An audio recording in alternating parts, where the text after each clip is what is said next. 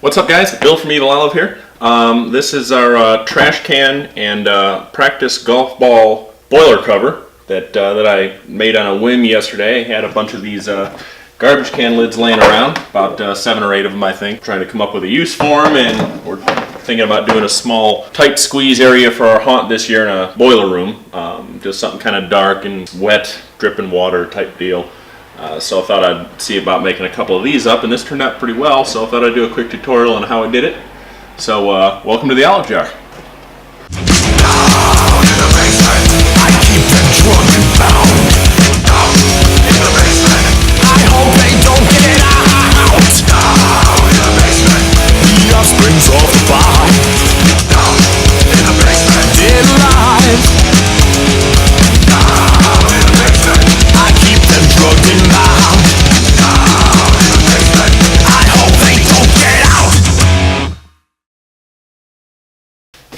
So, being that we're in a small town in rural Tennessee, I don't have access to a lot of craft stores in my area unless I want to drive about a half hour away to a larger city. So, I'm pretty much left with Walmart finds. So, find something that was somewhat sized right that I could use for rivets.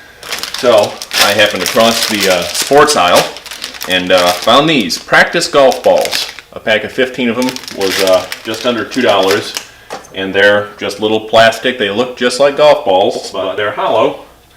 And they're made out of a real pliable plastic. So, cutting these in half, the size is just about right to look like rivets. I'm not measuring anything on this out. I'm just approximating because I know I can get it within about a ½ inch of where it should be. I'm also using Gorilla Glue sticks on this. I want to make sure that they stay on. We will be having some Froggy's Fog scents. They have one called Boiler Room. All of our scenes have soundscapes in them. From Audio Zombie, they've got some that I originally thought would make pretty good for being in a small, confined space like a boiler room. It sounds kind of wet and echoey.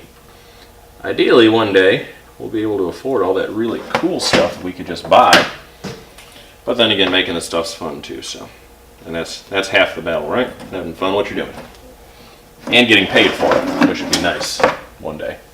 And I am planning on putting some PVC pipe coming out of some elbows out of the center of these, or somewhere on them, maybe an old looking pressure gauge or something, to add some detail to it and have the pipe come out of it and either go up to the ceiling or over to another one of these, or run it down along the wall. And just like that, we're looking better already. On the first one that I did, after this I just went directly and applied the texture, what I did on that one, and that was take some caulk and just kind of dab it on to give a little bit rougher of a texture in the heavier rusted spots.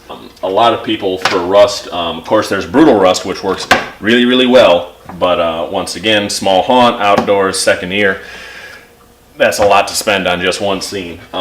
So I'm going to make my own. Usually people will do sawdust or baking soda, even sand. I decided to try this, and this worked rather well. It even worked good enough on the first one I did without this, but this just added a little bit to it. So all I'm going to do is squeeze some out, and then just kind of go right below wherever the rust would be heaviest. So when I paint it, that's what gets textured.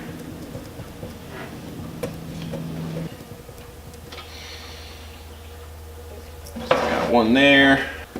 If this were to leak and form rust because of dripping water, it's going to happen going down.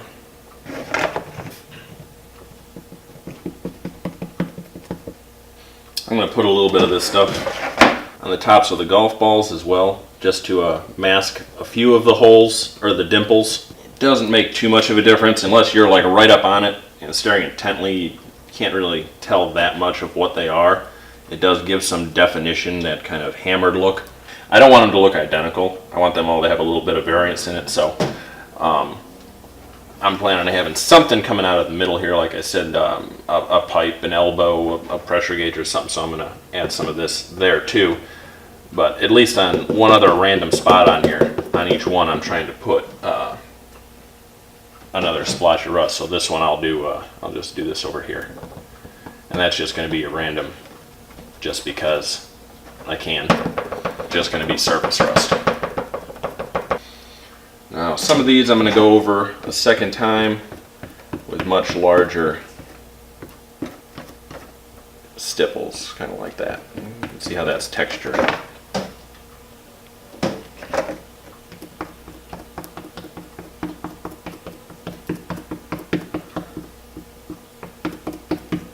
You don't have to do all of them, just the ones I usually like to highlight, the main ones.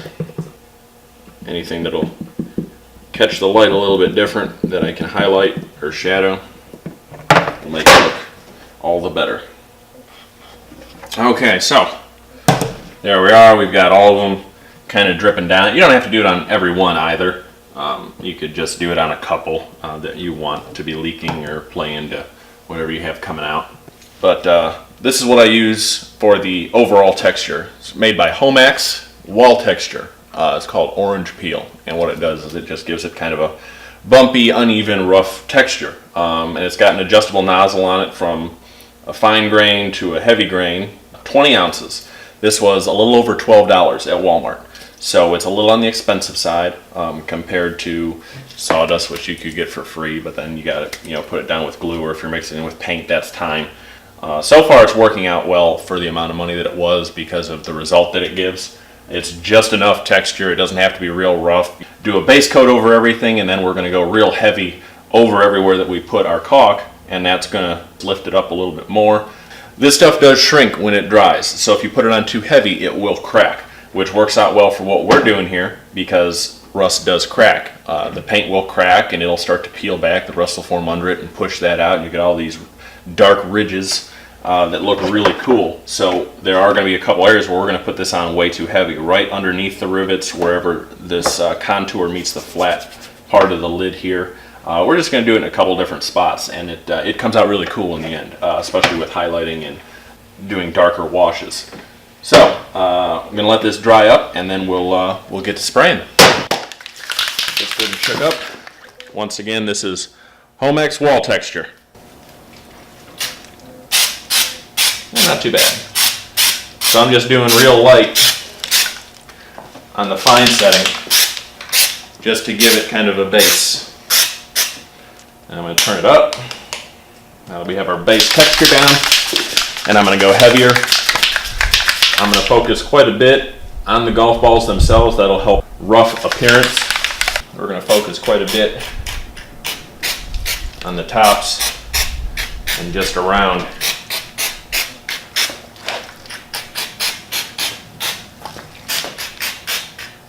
This stuff does smooth out somewhat decent, so it will give a little more of that rounded look. And now I'm going to come in and just highlight all of our drips. Get those rather well done, especially at that base, because we want that to be really nasty, because that's where everything eventually drips to. You could get away with doing just the fine spray too. You would get a lot longer life out of this can. I'd say I'd be able to do all 8 lids with one can if I were just to do that initial hit. But being that we want it to look kind of nasty, which there again, if you were to combine this technique with the sawdust technique, it would probably work pretty well. Because that way you can get away with one can of this as a base coat. Use the sawdust for the detail.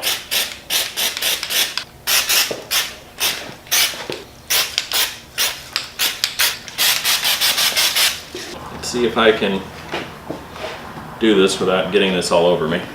That's the finished wall texturing technique. So what I'll do is this is going to sit up and dry, and then we'll start painting the other one, and then we'll come back to this one.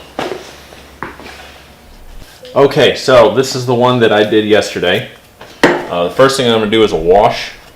2 colors, and this is just cheap 50-cent acrylic paint from Walmart. I'm using burnt umber and black. Mix that up.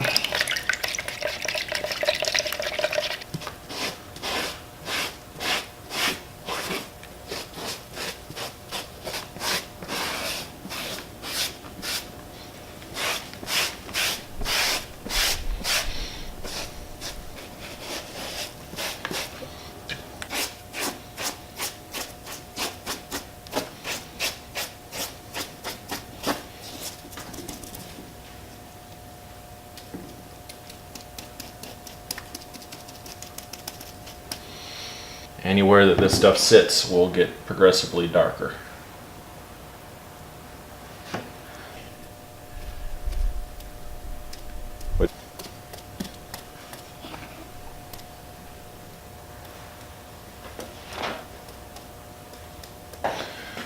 Alright, so this is the one that we did today.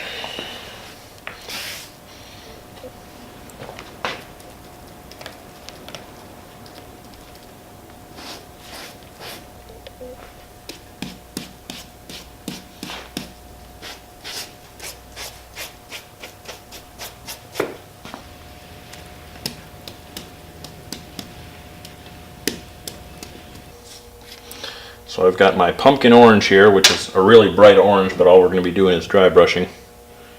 Do a big streak down and then carry it back up to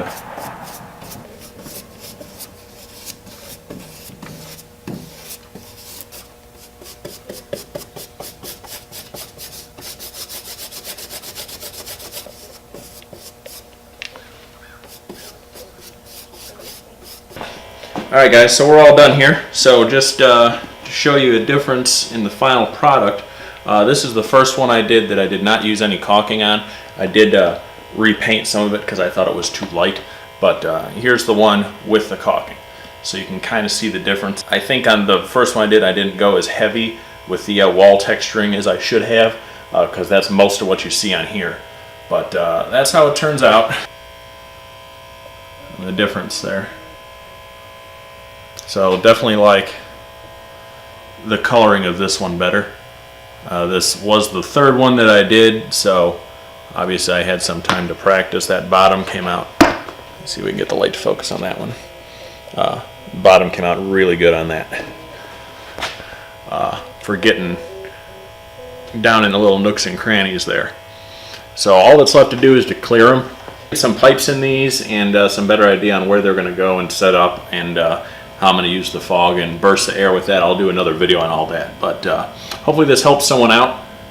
You know, it's just another alternative for cheaper, easier to do rust. So let me know what you guys think, and once again, thanks for thinking inside the jar.